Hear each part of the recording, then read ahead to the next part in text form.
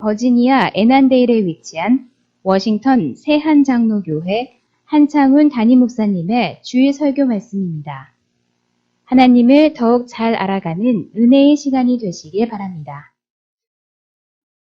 함께 읽을 성경 말씀은 창세기 41장 8절로 13절에 있는 말씀입니다.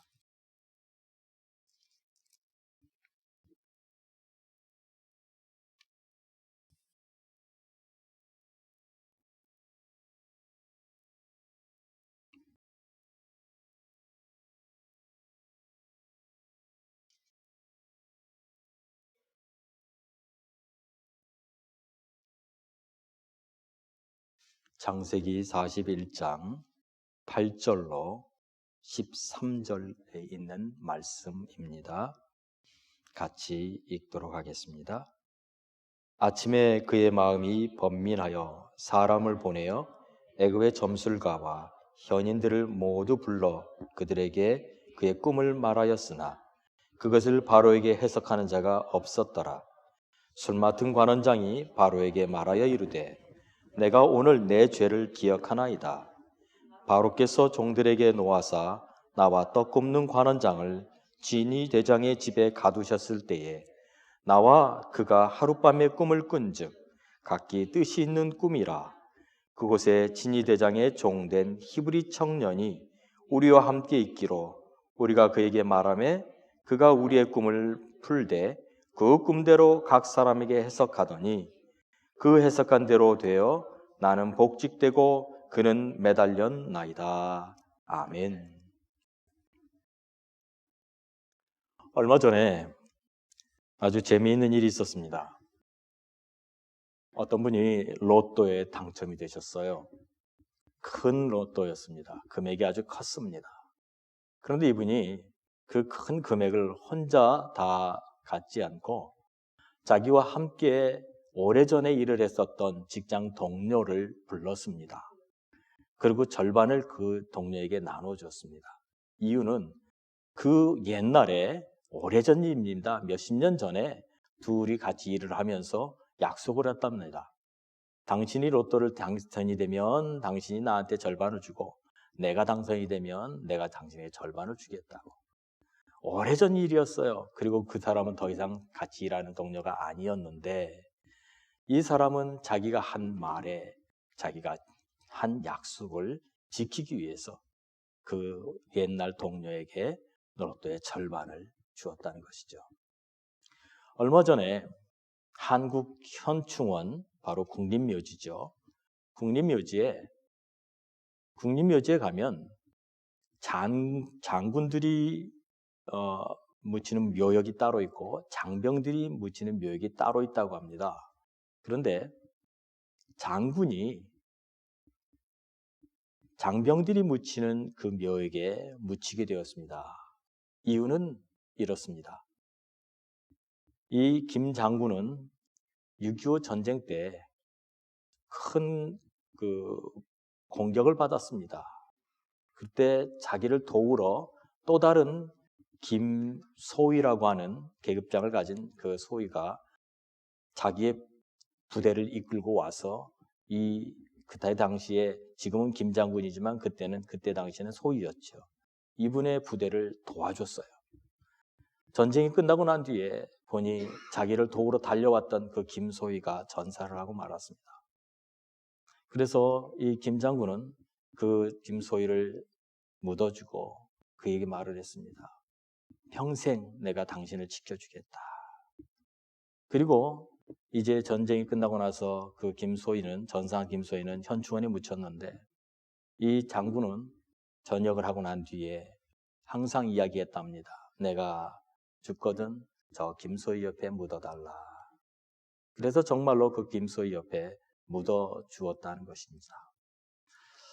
여러분, 약속을 지키는 것은 중요합니다. 그런데 술 맡은 관원장은 요셉이 나를 기억해달라고 했지만 그것을 잊어버리고 말았습니다. 그런데 하나님은 잊지 않으셨습니다. 사람은 잊었습니다. 그러나 하나님은 잊지 않으셨습니다. 이집트의 왕은 바로입니다. 바로가 어느 날 꿈을 꿉니다. 그 꿈 이야기가 오늘 우리가 읽은 본문입니다. 자, 보세요. 오늘 본문 우리가 읽진 않았지만 그 41장에 나와 있는 본문입니다. 41장 2절에 보니 이렇게 꿈을 꿉니다. 아름답고 살진 7 암소가 강가에서 올라와 갈밭에서 뜯어먹고 라는, 자 보십시오. 살진 암소 7마리가 애굽의 젖줄이라고 하는 그 나일강에서 풀을 뜯어먹고 있는 모습을 봅니다. 얼마나 보기 좋은 모습입니까? 이것은 애굽의 부강한 모습을 보여주는 것 같습니다. 그런데 3절에 보면 그 뒤에 또 흉하고 파리한 다른 7 암소가 나일 강가에서 올라와 그 소와 함께 나일 강가에 서 있더니, 이상한 꿈입니다. 이번에는 아주 흉한 그리고 말라 빠진 뼈만 앙상하게 남은 7 암소가 또 나타났습니다. 그러더니 4절에 보니 그 흉하고 파리한 소가 그 아름답고 살진 7소를 먹은지라. 아니, 이 꿈은 너무나 흉측한 꿈입니다. 소가 소를 잡아먹다니요. 소는 초식 동물입니다. 그런데 어떻게 소가 소를 잡아먹습니까? 그리고 또 한 가지는 살지고 아주 건강한 소가 앙상한 소를 먹는다면 말이 되겠지만, 반대로 아주 뼈만 남은 앙상한 소가 어떻게 살진 소를 먹는다는 말이에요. 바로가 잠에서 깬 것은 당연한 것입니다. 5절에 보니 그런데 다시 잠이 들어 꿈을 꾸니 한 줄기에 무성하고 충실한 7 이삭이 나오고, 다시 그냥 바로가 그렇게 고개를 한번 흔들고는 이건 뭐 개꿈이겠지, 그리고는 다시 잠들었겠지요. 그런데 또 꿈을 꿨습니다. 이번에는 아주 무성한 이삭이 나옵니다. 그런데 그 다음 6절에 보니 그 후에 또 가늘고 동풍에 마른 7 이삭이 나오더니, 이번에도 또 이상합니다. 또 이번에는 마른 이삭이 나오는 거예요. 7절에 보니 그 가는 7 이삭이 무성하고 충실한 7 이삭을 삼킨지라. 아니, 조금 전에 앙상한 뼈만 남은 소가 살진 소를 잡아먹는 모습을 보았는데, 아니 마른 그 이삭이 충실한 이삭을 삼키는 모습을 보니 바로는 더 이상 잠을 잘 수가 없었을 겁니다. 꿈을 꿔도 이런 꿈은 처음이었을 거예요. 자, 이것이 바로가 꾼 꿈입니다. 그런데 하나님께서는 이 꿈을 통해서 하나님이 어떻게 요셉을 잊지 않으셨는지를 보여주고 계십니다. 오늘 주는 첫 번째 메시지는 하나님께서 일을 하실 때는 무엇을 통해서도 일을 하신다는 사실입니다. 심지어는 꿈을 통해서도 일을 하시는데, 요셉의 꿈이 아니라 바로의 꿈을 통해서도 하나님은 일하신다는 사실입니다. 날이 밝자 이제 아마 바로는 잠을 못 잤을 거예요. 그리고 이제 날이 새기를 기다렸다가 날이 밝자 모든 그 이집트의 가장 뛰어나다고 하는 점술가들과 현자들을 다 불러 모았을 겁니다. 그리고 자기의 꿈을 해석해달라고 요청했지만 아무도 그의 꿈을 해석할 수 있는 사람이 없었습니다. 여러분 생각해 보십시오. 소가 소를 먹는 꿈을 누가 생각할 수 있었겠습니까? 그것도 똑같은 2번의 꿈. 이것은 상식을 뛰어넘는 꿈입니다. 또 이것은 굉장히 불길한 꿈입니다. 이렇게 똑같은 종류의 꿈을 2번이나 같은 날 꾸었다는 것은, 이것은 평범한 일이 절대로 아니지요. 눈을 감으면 눈에 보았던 그 장면들이 계속 생각났을 겁니다. 그런데 아무도 해석해 줄 수 있는 사람이 없다는 사실입니다. 여러분, 바로는 애굽을 다스리는 통치자입니다. 그런데 그 애굽에 그렇게 뛰어나다고 하는 점술사들이니 마술사들이니 현자들이 그렇게 많았지만 아무도 그의 꿈을 해석해 줄 수 없다는 사실에 그는 좌절하고 맙니다. 자, 통치자가 지금 신경이 날카롭게 서 있습니다. 그럼 그 밑에 있는 사람들은 어떨까요? 눈치만 보고 있는 거죠. 모두가 침묵만 지키고 있습니다. 왜요? 자칫 잘못하면 누군가의 목숨이 날아갈지도 모릅니다. 모두가 다 이 상황에서 누군가가 좀 나타나서 이 꿈을 좀 해석해 줬으면 하고 바라고 있어요. 누가 없을까? 누가 이 꿈을 해석해 줄 수 있는 사람 없을까? 그러던 중에 이 술 맡은 관원장이 한 명을 생각하게 되지요. 바로 자기가 감옥에 갇혔을 때 자기의 꿈을 해석해 줬던 그 히브리 청년을 생각하게 됩니다. 그래서 그는 드디어 바로 왕 앞에 가서 입을 엽니다. 아마 이렇게 얘기했을 겁니다. 폐하, 아뢰옵게 황송하오나 소인이 이전에 감옥에서 만났던 한 히브리 노예가 생각납니다. 그 사람이면 아마도 폐하의 꿈을 해석해 줄 수 있을 것으로 사료됩니다. 뭐 이렇게 한국말로 번역하면 그렇게 됐겠죠. 자, 성경에 보면 뭐라고 나와 있습니까? 오늘 우리가 같이 읽었던 창세기 41장 9절로 13절에 있는 말씀이 바로 이 술 맡은 관원장이 바로에게 한 말입니다. 꿈이었습니다. 바로가 꾼 꿈이었어요. 그런데 이 꿈은 그냥 평범한 꿈이 아니라 하나님께서 하나님의 큰 뜻을 이루기 위해서 바로에게 주신 하나님이 주신 꿈이었어요. 지금 요셉은 억울한 누명을 쓰고 이 진위대장의 집에 갇혀 있습니다. 미래는 없어 보입니다. 자기가 꿈을 풀어줬던 그 사람은 잊어버렸습니다. 언제까지 이곳에서 이 감옥 속에 살아야 될지 모릅니다. 고향 가나안 땅으로 돌아가는 것은 생각해 볼 수도 없을 겁니다.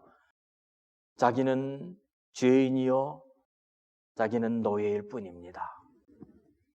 형통의 축복을 하나님 주셨지만 그러나 현실이 바뀌지 않습니다. 그런데 하나님께서 이 요셉을 통해서 하나님 일하시기 위해서 오늘 요셉과는 아무 관계도 없는 이 이방 왕 바로에게 하나님 꿈을 꾸게 해주셨다는 사실이에요. 여러분, 이것이 하나님이 일하시는 방법입니다. 여러분 한번 생각해 보십시오.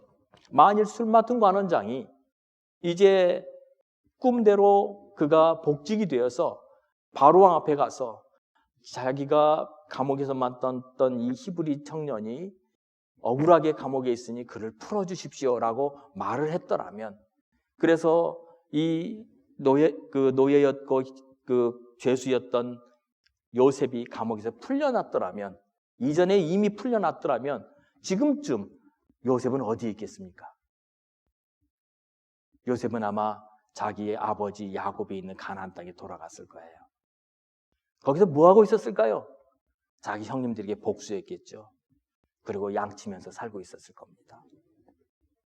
그런데 하나님께서 그를 그곳에서 두셨어요.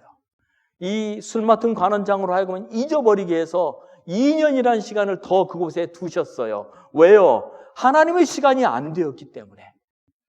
그곳에서 그가 미리 나갔더라면 하나님이 일하실 수 없었기 때문에 하나님이 이 술 맡은 관원장에게 잊어버리게 하셔서 하나님이 허락하신 거죠. 그래서 그로 하여금 감옥에 있게 하셨던 것입니다. 여러분, 이것이 하나님의 놀라운 하나님의 방법입니다. 하나님께서 요셉을 애굽에 팔려오게 하시고 또 이 두 관원장을 만날 수 있도록 보디발의 아내를 통해서 억울한 누명을 쓰고 감옥에 들어가게 하시고, 하나님이 정하신 시간까지 기다리게 하기 위해서, 하나님은 그의 성품이 변화되게 하기 위해서 그곳에서 2년이라는 시간을 더 있게 하셨다는 거예요. 그리고 오늘 바로에게 꿈을 꾸게 하셔서 요셉으로 하여금 바로 앞에 서게 해 주셨다는 이 놀라운 사실, 이 기가 막힌 하나님의 방법을 여러분 누가 깨달을 수가 있겠습니까? 하나님께서는 무엇을 통해서든지 하나님 자신의 뜻을 이루어 가신다는 사실입니다. 여러분, 중요한 것은 이 하나님의 손을 볼 수 있는 시각이 우리에게 있어야 된다는 겁니다. 지금도 하나님께서는 이 상황 속에서 역사하고 계십니다. 심지어는 세계와 이 나라를 다스리는 정치가들을 통해서도 하나님 일하시는데 무엇 때문에 일하시느냐고요? 하나님 당신의 뜻을 이루기 위해서 이루신다는 거예요. 하나님 요셉을 사용하기 위해서 이방 왕 바로에게 꿈을 주셨다는 사실입니다. 바로가 꿈을 꾸어야만 요셉을 만날 수 있기 때문이죠. 누구 때문입니까? 요셉 때문이에요. 바로 때문이 아니에요. 요셉 때문이었습니다. 하나님은 요셉을 사용하기 위해서 이 모든 것을 들어서 사용하고 있다는 사실이죠. 여러분, 마찬가지입니다. 하나님은 지금도 이 세상을 다스리기 위해서, 아니요, 하나님의 뜻을 이루기 위해서 이 세상을 다스리고 계십니다. 여러분, 이것을 믿으십니까? 그렇다면 이제 우리가 할 일은 무엇일까요? 여러분, 하나님께서 우리를 사용하기 위해서 지금 일하고 계신다고 생각한다면, 지금 우리에게 일어나는 조그마한 일들, 어떤 어렵고 힘든 일 때문에 여러분 낙심하지 마시기 바랍니다. 하나님을 붙드시기 바랍니다. 어려우면 어려울수록 하나님을 더 붙드십시오. 여러분, 어려움들이 많이 있을 겁니다. 여러분, 그러면 그 어려움 가지고 뭐 해야 됩니까? 하나님 앞에 나 엎드려야죠. 기도해야죠. 여러분, 기도할 수 있는데 왜 염려하세요? 하나님은 지금 우리를 통해서 하나님의 역사가 일어나길 바라고 계세요. 그래서 우리로 하여금 기도하기를 원하세요. 그래서 우리로 하여금 하나님 앞에 엎드리기를 원하세요. 세상에 있는 모든 것을 하나님 사용하세요. 그렇게 하기 위해서. 심지어는 세상의 군왕들도 하나님 사용하세요. 누구를 위해서요? 기도하는 자들을 위해서. 하나님은요, 기도하는 자를 위해 이 세상에 있는 모든 것을 움직이신다는 사실을 기억하시기 바랍니다. 그럼 오늘 이 술 맡은 관원장이 왜 바로에게 이렇게 대답했을까요? 특별히 12절을 보시면 12절에 이렇게 말합니다. 우리가 그에게 말하매라고 말을 해요. 이 말은 우리 두 관원장이 요셉에게 말을 했습니다 라고 말하는 거예요. 여러분, 근데 잠깐 다시 생각해 보세요. 요셉이 말을 했어요? 관원장이 말을 했어요? 누가 먼저 말을 했어요? 아니요, 관원장이 말하지 않았습니다. 요셉이 그들을 섬기러 들어가 보니 그들은 둘 다 수심에 잠겨 있었어요. 말도 하지 않았어요. 그런데 요셉이 보니 둘 다 수심에 잠겨 있길래 무슨 일입니까? 그러자 그들이 이제 드디어 말을 하기 시작했어요. 꿈을 꿨다고. 그래서 요셉이 말하죠. 나한테 그 꿈을 들려주십시오. 해석은 하나님께 있지 않습니까? 그래서 그들이 말을 했어요. 그런데 지금 이 술마큰 관원장은 바로한테 뭐라고 말하냐면 내가 말을 했다라고 먼저 말을 해요. 내가 그 히브리 청년을 보니 용한 것 같아서 내가 그를 알아보고 내가 말을 했다라는 식으로 말을 바꿔요. 여러분, 이런 사람 조심해야 돼요. 여기 가서 이렇게 말하고 저기 가서 저렇게 말하는 사람들 신뢰할 수가 없어요. 그리고 더 중요한 거 한 가지를 빼먹어요.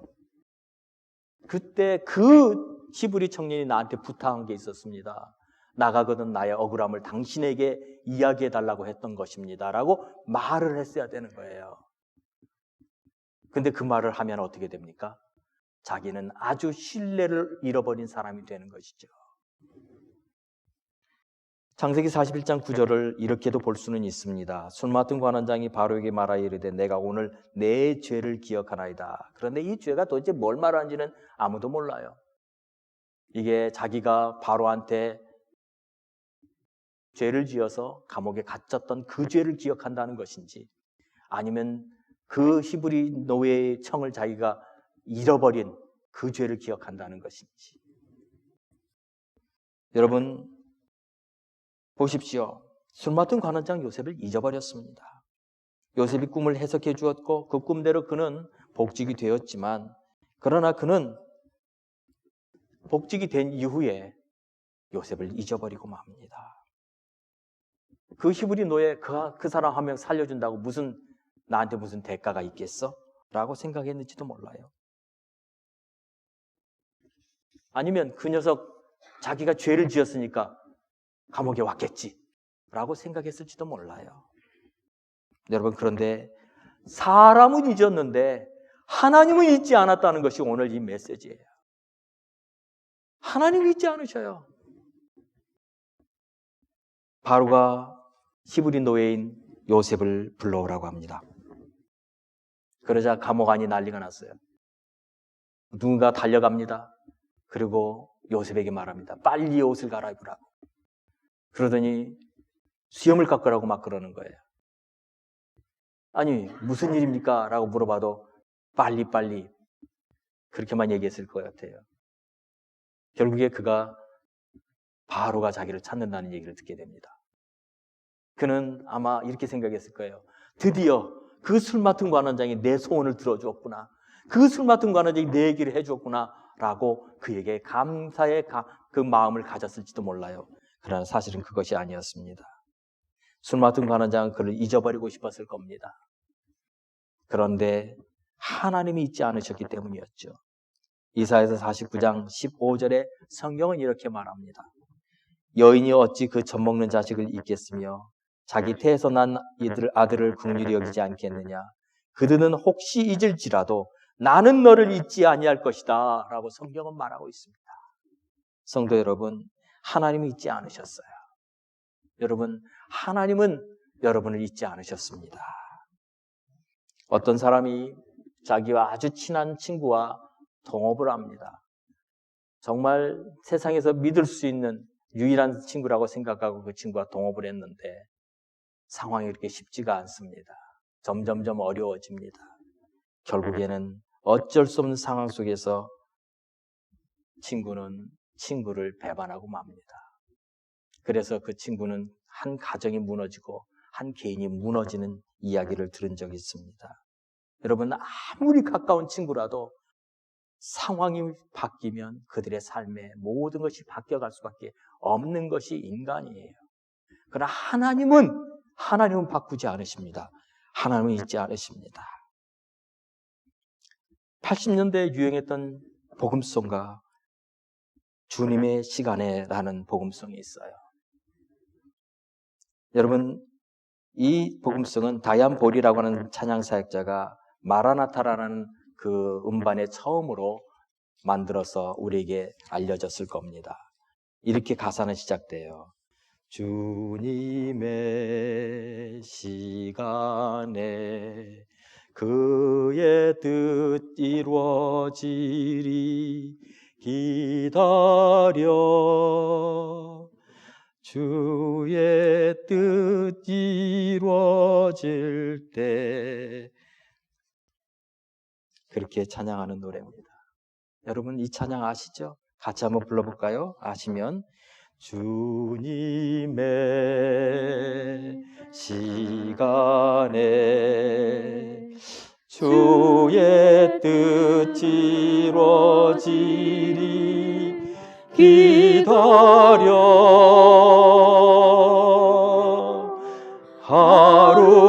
하루하루 살 동안 주님 인도하시니 주 뜻 이룰 때까지 기다려 그때를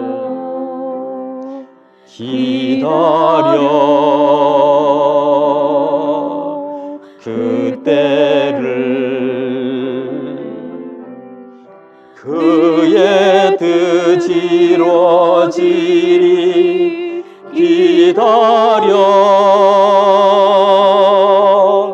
주의 뜻 이루어질 때 우리들의 모든 것 아름답게 변하리 기다려. 여러분 그렇습니다. 요셉은요 주님의 뜻이 이루어질 때까지 기다렸습니다. 우리의 시간이 아닙니다. 주님의 시간입니다.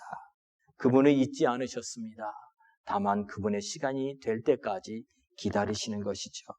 오늘 그럼 우리의 역할은 뭘까요? 인내하며 기다리는 겁니다. 힘들 수도 있습니다. 때로는 이렇게 말할 수도 있어요. 이렇게 나이를 먹었는데요 라고 말할 수 있습니다. 그러나 주님의 시간은 우리의 나이와 아무런 상관이 없습니다. 예레미야 29장 11절에 성경은 이렇게 말합니다. 여호와의 말씀이니라 너희를 향한 나의 생각을 내가 아나니 평안이요 재앙이 아니니라 너희에게 미래와 희망을 주는 것이니라 라고 분명하게 말씀하고 있습니다. 오늘 세 번째 우리에게 주시는 메시지는 그러므로 우리는 하나님만을 인정하는 사람이 되어야 한다는 것이에요. 여러분 바로 앞에 나아간 요셉에게 바로가 이렇게 묻습니다. 네가 바로 그 히브리 노예냐? 네가 꿈을 해석하는 용한 재주가 있다면서 아마 이렇게 물어봤을 거예요. 그래서 요셉이 뭐라고 대답합니까? 창세기 41장 16절에 이렇게 대답합니다. 내가 아니라 하나님께서 바로에게 편안한 대답을 하시리이다 라고 대답해요. 여러분, 이 말을 듣는 모든 신하들은 깜짝 놀랐을 거예요. 두 가지 이유예요. 첫 번째는 내가 아닙니다 라고 대답했기 때문이에요. 그들은 지금 이 바로의 꿈을 해석해 줄 수 있는 그 누군가가 오기를 기다리고 있었어요. 드디어 누군가가 오면 이 긴장이 해결이 되겠구나. 누군가가 오면 이 어려움을 해결해 주겠구나. 다들 기다리고 있는데 그의 입에서 나온 말은 I cannot이라는 거였어요. 나는 아닙니다. 그럼 누구란 말인가? 또 누구를 데려와야 된단 말인가? 그들 안에는 또다시 염려가 들기 시작했을 거예요. 그런데 이제 또 한 번 놀랍니다. 그의 입에서 나온 또 한마디 때문에 뭐라고 말하냐면 내가 아니고 내가 섬기는 하나님이 가르쳐 주실 것입니다 라고 대답했기 때문이에요. 여러분, 하나님이라는 말을 그 애굽 사람들 말로는 신이라는 말로 들렸을 거예요. 아니, 지금 신이 누굽니까? 그들이 섬기는 신은 바로왕이에요. 그런데 바로왕 말고 바로왕보다 더 뛰어난 유일한 신이 있다고 지금 요셉이 말하고 있는 것 때문입니다. 여러분, 이 상황이 만일 바로가 꿈을 해석해달라는 이 상황만 아니었다면 바로는 진노하고 말았을 겁니다. 아니, 또 다른 신이 있다고? 나 말고 또 다른 신이 있다고? 옆에 있던 모든 신하들은 아마 바로를 쳐다보지도 못했을 거예요. 그리고 생각했겠죠. 아, 이 히브리 노예가 오늘 죽는구나 라고 생각했겠죠. 요셉이 몰랐을까요? 이 말을 하면 바로를 노엽게 할 수 있다는 사실을 알았을 겁니다. 그러나 그것은 진실이었어요. 그리고 자신은 그 바로에게 하나님의 메시지를 전해주는 전달자라는 사실을 분명하게 대답해야 했습니다. 이 말을 듣고 있던 그 옆에 서 있었던 술 맡은 관원장은 아마 애가 타고 있었을 겁니다. 왜냐하면 지금 이 히브리 노예가 하는 말에 자기의 목숨이 달려있기 때문이죠. 또 어디서 이상한 사람을 데려왔구나 라고 하면 안 되기 때문이죠. 여러분, 여기서 성경은 분명하게 우리에게 가르쳐주는 게 있습니다. 이 창세기는요, 모든 유대인들, 이스라엘 백성들은 태어나면서부터 이 모세오경, 창세기, 출애굽기, 레위기, 민수기, 신명기 이 5권은 외웁니다. 외우면서 자라납니다. 그런데 그들이 이 외울 때 이 본문을 읽으면서 그들이 생각했던 것이 있었을 거예요. 뭐예요? 바로는 신이 아니라는 사실이죠. 바로는 그 당시에 애굽이라고 하는 가장 열강을 다스리는 왕입니다. 사람들은 그를 신이라고 생각합니다. 그러나 그가 신이 아니라는 사실이에요. 오직 여호와 하나님만이 신이라는 사실을 성경은 분명하게 밝혀주고 있다는 사실입니다. 여러분, 한갓 인간일 뿐입니다. 세상의 모든 권력을 가진 바로도 한갓 인간일 뿐이고 자기의 미래를 알 수가 없는 자입니다. 그러면 요셉의 역할이 뭐예요? 요셉은 그에게 하나님의 큰 구원의 계획을 가르쳐주는 하나님의 도구였던 것입니다. 하나님은 꿈을 통해서 미래를 보여주셨습니다. 꿈을 통해서 이 애굽이 어떤 일이 앞으로 일어날 것인지에 대한 하나님의 계획을 보여주셨어요. 근데 그것을 전달해주는 자가 바로 요셉이었던 것입니다. 아무리 권세가 있다고 해도 바로는 미래를 알 수가 없습니다. 그는 한낱 인간일 뿐입니다. 여러분, 오늘 이 부문을 통해서 우리에게 주시는 메시지가 있습니다. 하나님은 무엇을 통해서든지 하나님이 역사하십니다. 꿈을 통해서도 하나님이 일을 하십니다. 그리고 바로 하나님은 우리를 사용하시기 위해서 하나님 그런 꿈을 꾸게 하십니다. 하나님은 잊지 않으십니다. 그리고 하나님이 찾는 그 한 사람이 되어야 됩니다. 그런데 오늘 분명하게 우리에게 주시는 말씀은 하나님이 지금 이 시대에 요셉을 찾고 있다는 사실입니다. 이 하나님의 놀라운 역사를 일으켜 가시는데 하나님이 그 일을 하실 수 있는 사람을 요셉으로 택했다는 사실이에요. 여러분, 하나님이 일을 못 하시는 게 아니에요. 그런데 하나님은 지금 그렇게 요셉처럼 하나님 말씀 앞에 순종하고 내가 아닙니다, 하나님 당신입니다라고 고백할 수 있는 그런 믿음의 사람을 없어서, 그런 사람을 찾을 수 없어서 일하지 않으시는 것이에요.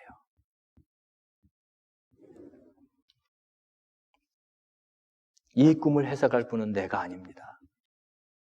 하나님이십니다. 여러분, 이 고백이 그냥 나왔을까요? 그가 그냥 나왔을까요? 아닙니다. 이 고백은 그의 삶 속에서 날마다 그의 입술에서 간증처럼 나왔던 고백이었을 거예요. 내가 아닙니다. 하나님 당신이십니다. 하나님 내가 아닙니다. 하나님 당신이 하실 수 있습니다. 라는 고백이 그의 삶에서 매일매일 기도처럼 터져 나왔기 때문에 오늘 이 세계 최고의 열강 앞에서, 바로 앞에서 담대히 말할 수 있었던 것입니다. 만약 그가 이 말을 자기 입속에서 매일매일 되뇌이지 않았더라면 그 자리에서 그렇게 말할 수 있는 담대함을 어떻게 가질 수가 있겠어요? 매일매일 우리의 삶의 고백이 주님 내가 아닙니다. 주님 당신이십니다. 라는 고백이 우리 안에 있었을 때에 그런 고백을 담대히 할 수 있었을 거라고 생각합니다. 사랑하는 성도 여러분, 우리의 고백이 이런 고백이 되어야 됩니다. 여러분, 옆에 있는 분들이 한번 이렇게 얘기해 주십시오. 내가 아닙니다. 주님이십니다. 한번 얘기해 주십시오.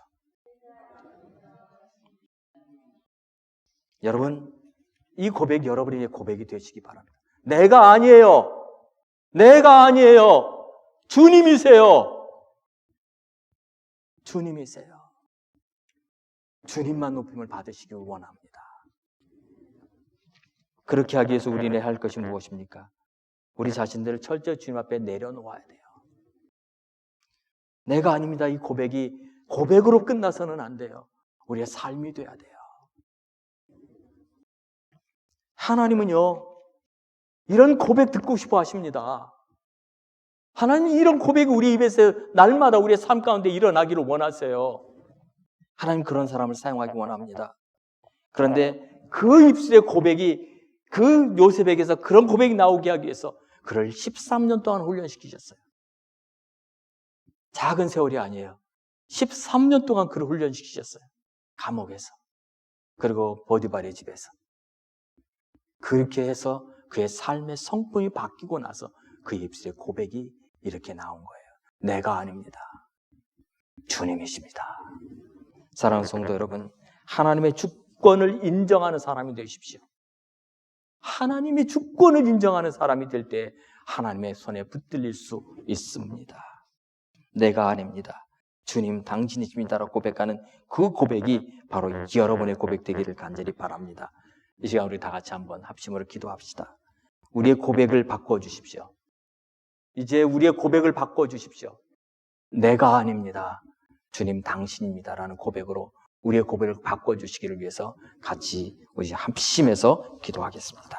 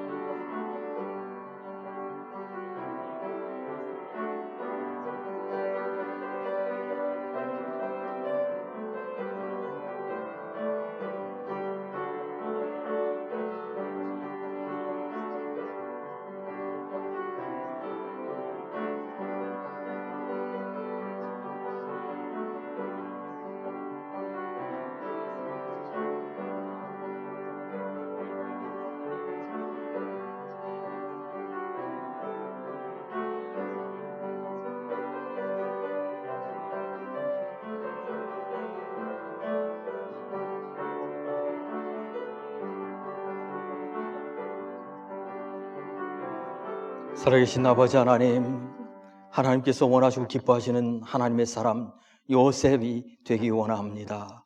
하나님 내가 아니요 하나님 당신입니다라고 고백할 수 있는 믿음의 사람들 되기 원합니다. 그렇게 하기 위해서 철저히 나 자신을 주님 앞에 내려놓기 원합니다. 하나님을 온전히 의지하는 사람, 온전히 겸손히 주님 앞에 무릎을 꿇을 수 있는 사람, 하나님 말씀 앞에만 온전히 순종할 수 있는 사람, 그래서 하나님 원하시는 것에 우리의 마음을 둘 수 있는 사람들 되게 하여 주셔서 하나님이 사용하시는 이 시대의 요셉 될 수 있도록 축복하여 주옵소서. 감사드리며 예수님의 이름으로 기도하옵나이다. 아멘. 이 말씀을 들으시고 하나님을 더욱 잘 알기 원하시는 분은 가까운 교회를 방문하시거나 6901 콜롬비아 파이크에 소재한 워싱턴 세안장로교회를 방문해 주시기 바랍니다. 또는 전화 703-333-3123 이메일 church@wshpc.org로 연락 주시기 바랍니다.